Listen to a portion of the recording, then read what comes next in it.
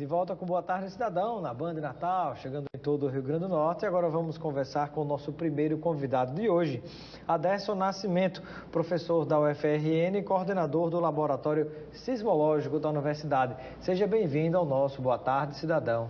Obrigado, é um prazer estar aqui mais uma vez, Robson. Muito obrigado. Prazer tê-lo conosco. E eu gostaria de saber de que maneira o departamento pode estar colaborando com essa avaliação da situação das barragens do Rio Grande do Norte. Porque quando a gente pensa nesse departamento de sismologia, a gente pensa no departamento que faz a medição daqueles abalos sísmicos, quando tem terremoto, quando tem essas coisas, né? Então eu queria saber como é que... Eu me envolvi nisso. Exatamente, como é que você foi parar nessa confusão das barragens aqui do Rio Grande do Norte? Tá certo. Bom, boa tarde. Vamos começar do começo.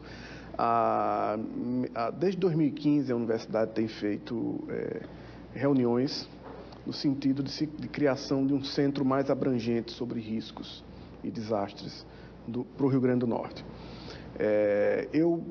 Desde 2015, existiam pessoas de outros departamentos da geologia, por exemplo, o Sovanildo Fonseca, que estava envolvido já trabalhando com a Defesa Civil, e no começo do ano passado eles me contactaram para eu... pelas questões dos terremotos, como você bem falou, a gente é mais conhecido pelos terremotos, no sentido de coordenar um centro de estudos sobre desastres.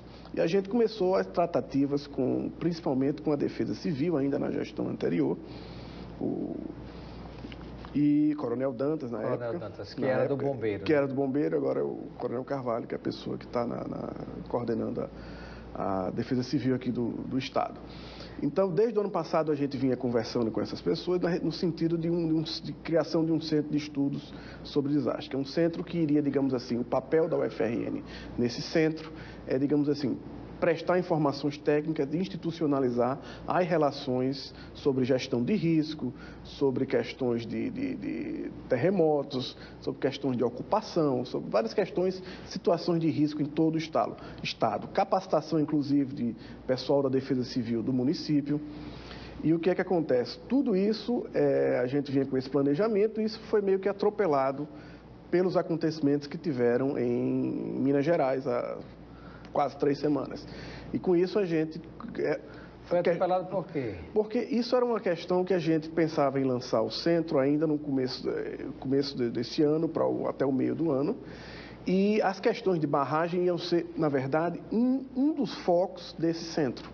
Que centro? Um centro de estudos e desastres, que a gente está planejando. E, na verdade... qual é a relação, por exemplo, do estudo que vocês fazem em abalos sísmicos e terremotos, que podem medir, digamos, a força dos terremotos? Qual a relação disso com a questão de barragem? Veja só, toda barragem, ela precisa ser monitorada. Um dos tipos de monitoramento é também o monitoramento sísmico. E você vê como é que as vibrações estão sendo sentidas nas paredes da barragem. Esse é um tipo de levantamento. Existe toda obra física, toda obra de cimento, de concreto, ela sempre está vibrando, né? A gente não percebe, mas ela está sempre se mexendo, tem uma flexibilidade, está se movimentando, apesar de aparentemente ser tudo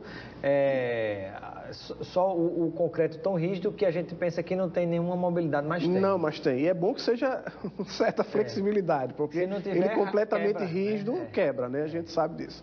Então, existem técnicas que são da sismologia que você pode utilizar para monitorar se exatamente como você falou, se essa deformação, que essa vibração que ele sofre é abaixo ou acima de um limiar que, quando o engenheiro faz a obra, ele faz pensando que essa obra pode suportar até tantos % de vibração, digamos assim, um certo nível de vibração. Então, isso é uma das vertentes que a gente trabalha. No laboratório que eu trabalho, a gente especificamente trabalha com sismologia, mas no departamento existem várias pessoas trabalhando na temática de, digamos assim, mais afeitas a como você saber se a estrutura civil está intacta ou não. E como que esse trabalho está sendo desenvolvido nas barragens do Rio Grande do Norte? Olha, nós começamos aqui com 2 técnicas que são, digamos assim, consagradas na geofísica, que é o radar de penetração do solo, que é um radar que ele emite uma onda numa antena e captada na outra, ela dá uma espécie de um ultrassom. Não é ultrassom porque a onda é eletromagnética, uma onda de celular, digamos assim. Mas ele consegue determinar com bastante precisão se há fraturas, fissuras, se, digamos assim, o concreto ou as estruturas que o engenheiro fez o design estão no local que elas deveriam estar, porque você não tem acesso visual à estrutura interna de uma barragem. Então, digamos assim, esses métodos de imageamento de geofísica que a gente usa, às vezes, para geofísica ambiental, eles podem ser muito utilizados para também a parte de engenharia e geotecnia. E é nesse sentido que a gente está trabalhando.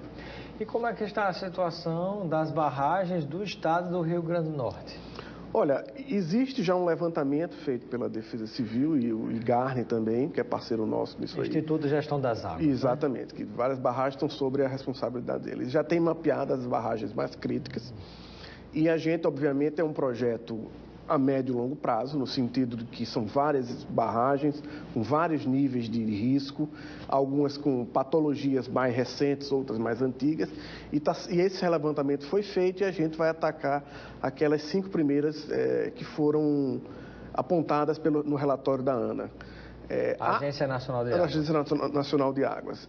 É importante dizer que esse estudo precisa ser acompanhado também com as inspeções que são normalmente feitas pela engenharia. Então, vai ser a forma que a gente está imaginando o projeto é de que a geofísica entra com subsídios para auxiliar o desenvolvimento e o laudo e as observações que são feitas pelos engenheiros. Professor, e do que foi avaliado até agora das barragens, como é que está a situação das barragens do Rio Grande do Norte? Quais são as mais críticas que requer uma atenção redobrada? A passagem de Traíra é um caso bem crítico.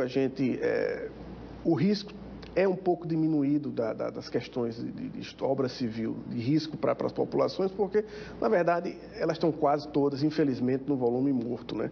Mas a gente não pode esperar que elas comecem a encher para começar a tomar algum tipo de providência. Então, várias delas são problemas estruturais, algumas delas são problemas, eu não diria nem da obra em si, porque toda obra o engenheiro faz imaginando um certo nível de conservação, você tem que conservar e às vezes isso não é feito, tá certo? E várias obras têm problemas de questão de cimento, questão de a base da barragem está com infiltração de água, e isso tudo pode ser monitorado. Traz algum risco de rompimento, alguma barragem do Rio Grande do Norte? Olha, o risco de rompimento, ele é bem maior quando elas estão em estado, a barragem está toda cheia, né? Então, esse risco é minimizado pelo fato da gente estar nessa crise hídrica também. Mas você diz assim, de desmoronar, de cair assim, não, isso aí... Não, de cair do nada não, mas, por exemplo, se hoje houvesse uma grande cheia e ficasse segura pela barragem da passagem das Traíras, por exemplo, essa barragem correria hoje o risco de romper? Isso teria que ser avaliado, a gente está fazendo esse tipo de avaliação para poder dizer que tipo de tomada de decisão a gente reporta à Defesa Civil. A Defesa Civil, na verdade, é quem é o órgão responsável. O papel da UFRN é apresentar dados técnicos para eles fazerem a tomada de decisão em relação aos riscos, né? Isso tem que ser depois de uma análise muito criteriosa que envolve geofísica, engenharia, pessoal da Defesa Civil também. É importante aproveitar, como ainda as chuvas não chegaram fortemente no interior do estado, onde nós temos algumas barragens, né, ou paredes de barragens, aproveitar esse momento para fazer esses reparos necessários para depois nos depararmos lamentavelmente com a tragédia, né? E eu pergunto, das barragens do Rio Grande do Norte, algumas delas têm casas, têm áreas de convivência no seu percurso que, se houver um rompimento, leva a todo mundo, como foi o caso lá de Minas Gerais? Isso é outra questão, porque para ser feito esse tipo de levantamento, esse tipo de coisa, você tem que cadastrar as pessoas da área. E isso é feito pelas defesas civis dos municípios. Então, paralelo a essa questão técnica de monitorar as barragens, isso é um passo, é importante, tem que ser feito, mas uma outra coisa, digamos assim, mapear de forma mais ampla quais são os riscos envolvidos. E o Rio Grande do Norte tem vários problemas, às vezes de ocupação de leitos, né, que o leito do rio ele enche numa cheia, mas durante muitos anos de seca, a gente tem pessoas ocupando os leitos de rios. E isso pode ser um problema para trabalhar, também. Plantar alguma coisa. Ou para trabalhar, né? isso ou até menos. Morar, né? Ou vezes para morar. O problema maior é a moradia, né? Porque aí depois, quando tem um evento extremo de um rio, de uma cheia, de uma chuva muito forte, isso pode causar grandes problemas para a população. Então, o que a gente quer fazer aqui do trabalho com a Defesa Civil e o IGARNE é no sentido de mapear esses riscos, dar suporte técnico e evitar a gente se prevenir. Tragédia, mais importante. Né? Agradeço a sua participação, professor Adécio Nascimento, do Departamento de Sismologia da UFRN. Seja sempre bem-vindo ao nosso Boa Tarde Cidadão e receba o kit de produtos Lucena. Obrigado. Para aproveitar com seus amigos e familiares. Tá certo. Muito obrigado, Robson. Um prazer estar aqui.